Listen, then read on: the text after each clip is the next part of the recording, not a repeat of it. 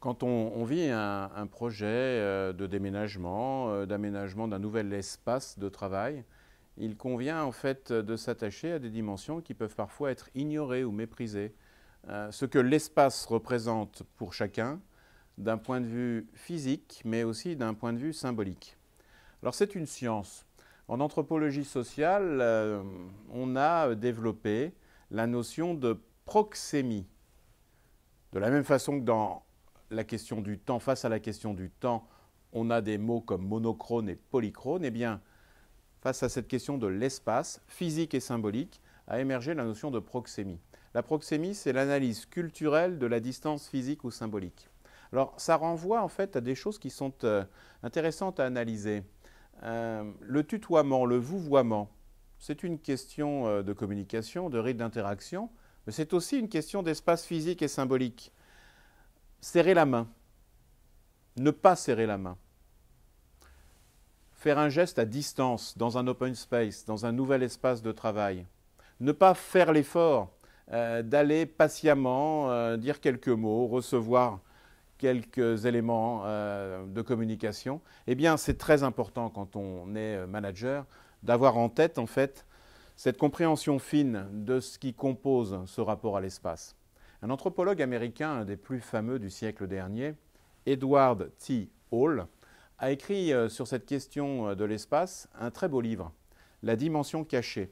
Et il nous dit ceci. Dans les traditions occidentales, depuis plusieurs siècles, on a tendance, en fait, quand on grandit, à être éduqué dans un rapport à l'espace en pelure d'oignon. Qu'est-ce qu'il veut dire? Et je trouve ça très intéressant, vous allez voir, par rapport à des conséquences managériales. Eh bien, il dit en fait que tout petit, nous avons l'habitude en Occident de découper plusieurs univers. L'intimité, ce que je vais livrer aux personnes les plus proches de moi, mon épouse, mes parents peut-être, mes meilleurs amis. Ça, c'est l'intimité. Puis ensuite, un peu moins caché, un peu plus exposé, la dimension personnelle. Pensez à des choses du quotidien, mais dans les rites d'interaction, les normes de politesse, se prendre dans les bras, faire la bise, les formes de civilité, l'espace personnel. Troisième espace, l'espace familial. Et on va d'une certaine manière du plus caché et du plus intime au plus lointain. Puis l'espace professionnel, puis l'espace social, puis la femme ou l'homme de la rue. Et cet anthropologue américain nous dit, on a une tradition, c'est qu'on offre une nouvelle face en quelque sorte de notre personne, ces pelures d'oignon, quand on est en confiance. Alors, on peut en saisir la pleine portée de cette dimension de l'espace quand on fait venir chez soi, par exemple, des personnes d'autres pays. Je me souviens un jour de la venue chez moi d'un professeur américain qui m'avait énormément étonné, qui m'avait amené à me casser les os de la tête, encore une fois, et à avoir cette perspective d'étonnement volontaire. Au bout de quelques minutes chez moi, je m'étais absenté dans une autre pièce. Il était allé dans un espace qui pour moi est intime et pour lui est social. Je vous donne la réponse. Il était allé voir si j'avais préparé pour lui une bouteille de bière pour pouvoir partager avec moi en fait ce breuvage. Il était rentré dans mon frigo. Là, on est au cœur, au quotidien, dans la vie de nos organisations, de confrontations de représentations qui touchent à l'espace physique et symbolique et qui peuvent avoir des conséquences très concrètes sur la performance, la création de valeur et la vie de nos équipes. Aller dans le frigo, pour moi, c'est véritablement dépasser une sphère qui n'est pas dépassable. Alors évidemment, l'intelligence interculturelle et notre possibilité de nous former, d'en savoir plus, fait que depuis, j'ai appris. Et j'ai préparé comme ça, souvent, dans mon frigo, quelque chose à boire pour quelqu'un qui vient de loin. Quand quelqu'un de 15-16 ans vient à la maison, quelles sont les 2 ou 3 questions qu'il peut vous poser s'il est avec votre fils ou votre fille?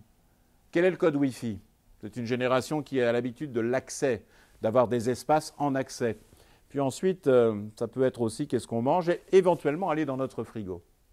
On voit bien en fait que dans les équipes de travail de plus en plus diversifiées, ce rapport à l'espace proxémique nécessite en fait une compréhension fine et une attention portée à l'autre dans ses habitudes culturelles. C'est toute la question donc de l'intégration des différences. Et je pense, moi, que face à l'évolution du sens du travail, il y a 3 grandes dimensions à avoir en tête. La chronémie, l'analyse culturelle du temps, cette confrontation entre monochrone peut-être et polychrone. Ce rapport à l'espace physique et symbolique, le port d'un badge, la place de parking à l'entrée, la couleur d'un cordon pour un badge, une adresse mail différente selon les statuts. Tout ça, c'est une réflexion très claire sur l'espace physique et symbolique. Et puis l'évolution des formes d'autorité qui nous ouvre la perspective de la transformation des modes d'organisation et de la nécessité, en fait, non pas de passer d'un modèle à un autre, mais de faire coexister les formes d'organisation pour répondre à des équipes de plus en plus diversifiées.